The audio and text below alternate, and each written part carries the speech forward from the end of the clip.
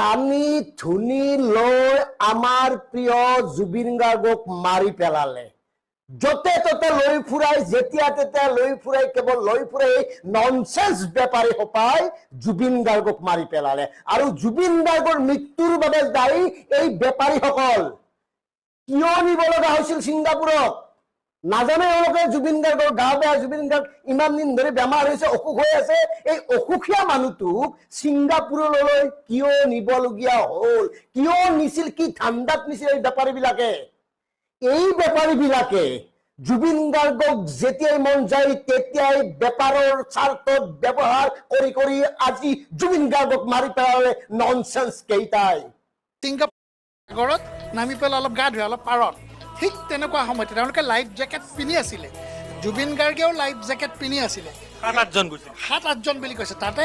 মই এতিয়ালৈ যিহেতু মই 100% কনফাৰ্ম কৰিব পৰা নাই লগত কোন কোন আছে কিন্তু তেওঁৰ লগত বজোৱা এজন বাদ্যযন্ত্ৰীকো আছে বুলি মোক খবৰ দিছে আৰু এজন তেওঁৰ লগত থকা এজন ব্যক্তিও আছে ছিংগাপুৰৰ কেইজনমান ব্যক্তিও আছে বুলি কৈছে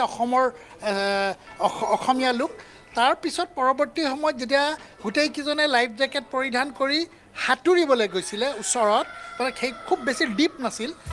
তেতিয়া হঠাৎ বাকীবিলাকে সাঁতুৰিছে জুবিন গাৰ্গৰ নামিছিলে কিন্তু সেই সময়তে তেওঁৰ হয়তো চিজাৰ হ'ল বাকীকেইজনে গমেই পোৱা নাই যে তেওঁৰ লাহে লাহে বডিটো ষ্টিফ হৈ গ'ল তেতিয়া দুই এজনে যেতিয়া ওচৰত দেখা পালে যে তেওঁৰ বডিটো ষ্টিফ হৈ পেলাই এটা প্লেইন মানে ধৰক হাতুৰি থাকিলে যোনটো মুভমেণ্ট থাকিব সেই মুভমেণ্টটো নাইকিয়া তেতিয়া তেওঁলোকৰ হয়তো ষ্ট্ৰাইক কৰিলে যে কিবা এটা ঘটনা সংঘটিত হৈছে তেতিয়া বাকীকেইজন যেতিয়া ওচৰলৈ আহি পেলাই তেওঁক পাৰলৈ লৈ আহে তেতিয়া গম পাইছে যে তেওঁৰ অলৰেডি তেওঁৰ বডিটো যথেষ্ট জঠৰ হৈ গ'ল আজি বহুত আৱেগিক একো কথা ক'ব মন নাই তথাপিতো বহুত অনুৰাগী জুবিনদাৰ বহুত অনুৰাগীৰ এটাই প্ৰশ্ন যে অসুস্থ দেখাৰে জুবিনদা কিয় ছিংগাপুৰলৈ লৈ গৈছিলে একচুৱেলি ইয়াতে বেপাৰী এজনৰ কথা কৈছে এতিয়া কোনজন বেপাৰী কি বেপাৰী এইটো আমি নাজানো কিন্তু ছ'চিয়েল মিডিয়াত আমি দেখিছোঁ বিভিন্ন কমেণ্ট ছেকশ্যনবিলাকত আৰু বিভিন্ন ছ'চিয়েল মিডিয়াত কাম কৰা মানুহে সমালোচনা কৰি আছে এজন ব্যক্তিৰ নাম লৈ বেপাৰী বেপাৰী বেপাৰী বুলি কৈ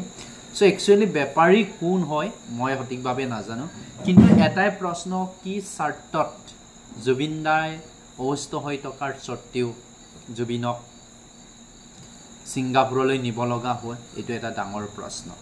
কাৰ স্বাৰ্থত কি স্বাৰ্থত জুবিনদাক নিব লগা হয় আৰু ছেকেণ্ড প্ৰশ্নটো হ'ল যে জুবিনদাই ছাপ'জ ভ্ৰমণ কৰি ভাল পায় আমি অকলে জানো কিন্তু আগৰৰ মাজত গা ধুব যাওঁতে যে তাতে 5-6জন ব্যক্তিয়ে গা ধুব গৈছিল একেলগে কিন্তু জুবিনদাৰ ছাপ'জ ছাডেনলি অসুস্থ হৈ পৰিলে মানি লৈছোঁ কিন্তু অসুস্থ হৈ পৰাৰ স্বত্তেও একেবাৰে পানীত উপঙি আহোঁতে যে গম পালে লগত যোৱাখিনি তাৰ মানে কি জুবিনদাৰ প্ৰতি কেয়াৰে নাই জুবিনদাৰ যে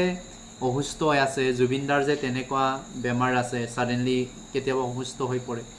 একেসকলৰ এইটো জ্ঞাত হয় কাৰণ ইয়াতে কৈছে মিডিয়াত যে মিউজিচিয়ান এজনো লগত গৈছিলে এই মিউজিচিয়ানজনটো বাকীসকলে গম নাপালেতো জুবিনদাৰ সম্পৰ্কে জানে যে ছাডেনলি জুবিনদাৰ অসুস্থ হৈ পৰে তেনেকুৱা বেমাৰ আছে বুলিতো গম পায় তেনে ক্ষেত্ৰত ছাডেনলি অসুস্থ হোৱাৰ স্বত্তে একেসকলে একদম পানীৰ ওপৰত উপঙি একদম প্লেন হৈ পৰোঁতে যে গম পাইছে তেতিয়াহে যে গম পালে যে জুবিনদাৰ অসুস্থ হৈছে বা কিবা এটা হৈছে তাৰ আগতে কি গুড়া ঘাঁহ কাটি আছিলে বহুতখিনি প্ৰশ্ন আছে কৰিব মন নাই চ' ময়ো ভাবিছোঁ আৰু 3 দিনলৈ একো ভিডিঅ' নবনা আৰু কিবা কিবি সম্পৰ্কত কমেণ্ট ছেকশ্যনতো নুসুধিব হোৱাটছআপতো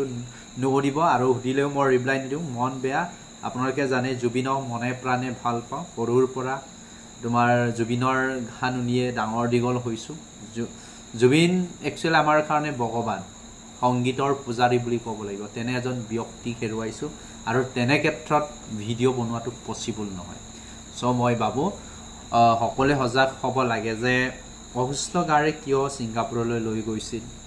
বা পানী যে উপঙি অহালৈকে অপেক্ষা কৰি থাকিলে যে জুবিনদা যে অসুস্থ হৈ পৰাত পানী যে একদম পচলা নিচিনা পেলেন হৈ উপঙি আহোঁতে যে গম পালে এইখিনি বহুতখিনি বিষয় আহি পৰে নিশ্চয় চাগে সেইখিনি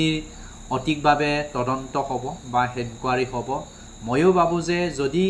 এনেকুৱা ঘটনা হৈছে যে নিউজত কোৱা মতে হৈছে তেতিয়াহ'লে সেই বিষয়টো নিড এণ্ড ক্লিনভাৱে তদন্ত হ'ব লাগে কাৰণ তাৰ প্ৰত্যেকটো প্ৰশ্নৰ উত্তৰ অসমবাসীয়ে বিচাৰে